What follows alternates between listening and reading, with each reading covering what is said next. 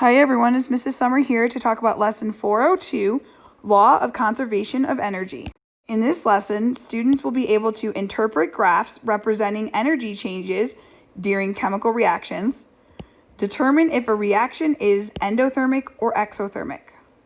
If you recall from our previous lessons on conservation of mass, that mass cannot be created or destroyed, and we can represent this by a balanced chemical equation. So mass cannot be created or destroyed. It can only be rearranged. Okay. So the conservation of energy, if you notice my slide got cut off, conservation of energy is that energy cannot be created or destroyed, only changed.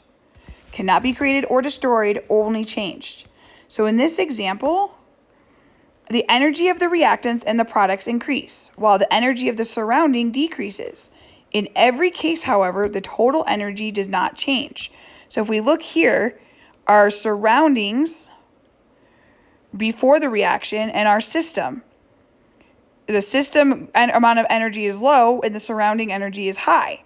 After the reaction, the system level energy is high, but the surroundings is smaller. But if you look here, it's the same total amount of energy. You can't create it. It has to come from somewhere. An exothermic reaction is a chemical reaction in which less energy is needed to break bonds in the reactants than is released when new bonds form in the products. And energy is given off in the form of heat. So if you think about examples of exothermic reactions, hot packs, burning coal, freezing water, freezing ice is actually an exothermic reaction. You don't think about it. So an exothermic reaction, the surroundings get hotter because the energy is giving off as a form of heat. If you recall from our previous lesson 401, activation energy is the amount of energy required for the reaction to happen. So the formation of the products releases more energy than was required to break the bonds of the reactants. So activation energy required for exothermic reactions. If we look here, we've got this activation energy, but if you look at the energy of the reactants, and then if you look at the energy of the products, the energy of the reactants to start is higher. So energy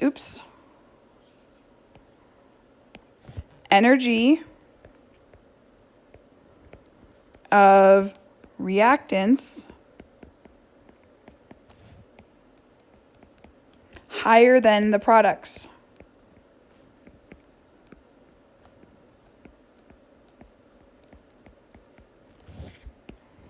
Okay, so the overall total energy, and then this activation energy, the energy of the reactants, there's an activation energy, and then energy is released. And the energy of the products is actually lower because this energy is released to the surroundings.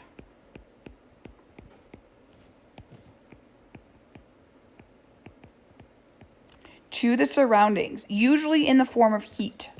An endothermic reaction is a chemical reaction in which more energy is needed to break bonds in the reactants than is released when new bonds form in the products.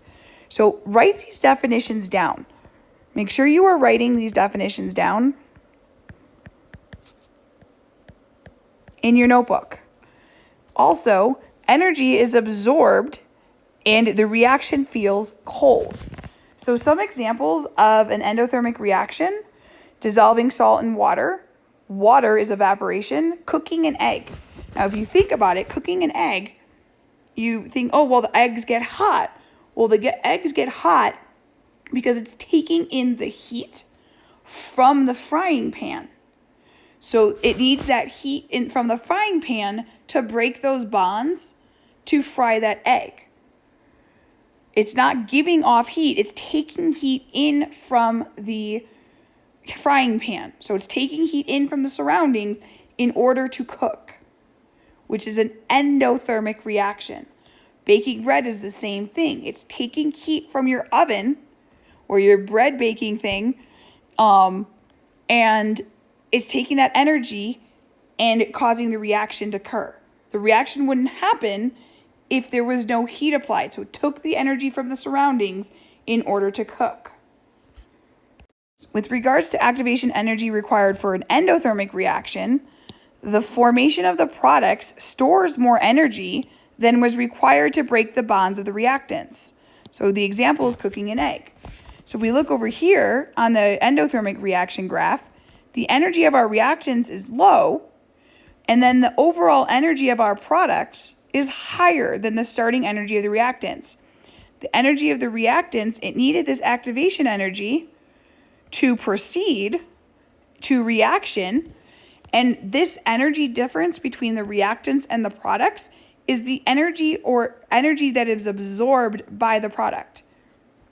So the energy that is absorbed from the surroundings by the reaction. So the surroundings feel cooler. So it's cooler to the touch because that reaction absorbed some of that energy from its surroundings in order to break those bonds.